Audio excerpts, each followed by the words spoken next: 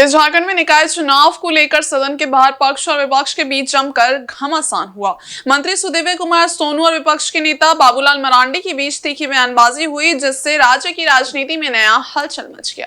इस मामले पर सुदिव्य कुमार सोनू ने कहा कि राज्य सरकार की ये मंशा है कि निकाय क्षेत्र में निवास करने वाली जनता के प्रतिनिधित्व को किसी भी हाल में रोका ना जाए। उन्होंने ये भी कहा कि सरकार नगरीय क्षेत्रों में विकास करना चाहती है, लेकिन भारत सरकार द्वारा फाइनेंस कमीशन के ग्रांट को रोके जाने के कारण विकास योजनाओं पर असर पड़ा है। इसके बावजूद उन्होंने आश्वासन दिया कि चुनाव ओबीसी प्रतिनिधित्व के साथ कराए जाएंगे और जल्द ही ट्रिपल टेस्ट की रिपोर्ट भी पूरी हो जाएगी।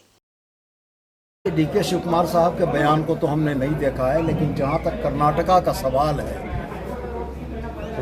मीडिया के आज के दौर में जहां पर अनावश्यक बातों के लिए ज़्यादा हल्ला होता है, वही हल्ला इस बात का हो रहा है। कर्नाटका में कांग्रेस की सरकार से पहले भारतीय जनता पार्टी की सरकार थी, और मैं चुनौती दे के आपके माध्यम से यह कहता हूँ कि जो आरक्षण की व्यवस्था वहाँ अभी लागू है, क्या वो भारतीय जनता पार्टी के समय में लागू नहीं थी? यदि वो भारतीय जनता पार्टी के समय में आरक्षण की व्यवस्था लागू थी, तो इसका साफ मतलब ये है कि उस समय भारतीय जनता पार्टी आरक्षण के उस फॉर्मूले से सहमत थी, सरकार में रहते हुए जिसको उसको नहीं बदला।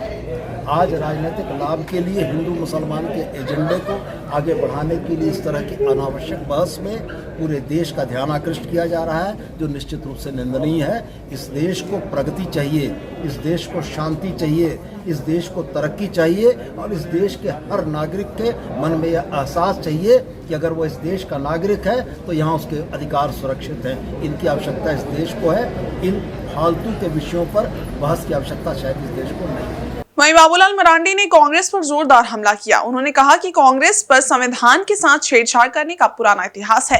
बाबूलाल मरांडी ने आरोप लगाया कि कर्नाटका सरकार द्वारा मुसलमानों को आरक्षण देने का निर्णय संविधान के खिलाफ है, और कांग्रेस का यही मकसद है कि संविधान में बदलाव किया जाए ताकि वे अपनी राजनीतिक महत्वाकांक्षाओं को पूरा कर सके।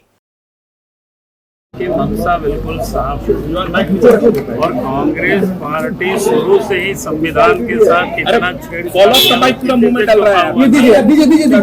और आप तो अस्वस्थ हो चुका है। जो संविधान में जिसकी कहीं प्रावधान नहीं है कि धर्म के आधार पर रिजर्वेशन की व्यवस्था की कहीं कोई व्यवस्था नहीं। और उसके बाद भी आप सबने देखा कि कर्नाटक गवर्नमेंट ने ठेका पट्टा में 4% मुसलमानों को रिजर्वेशन, ये बिल्कुल साफ है उनकी मानसिकता। वो चाहते हैं कि संविधान का संशोधन हो, तोड़ मरोड़ करे। ये कांग्रेस पार्टी की आदत रही।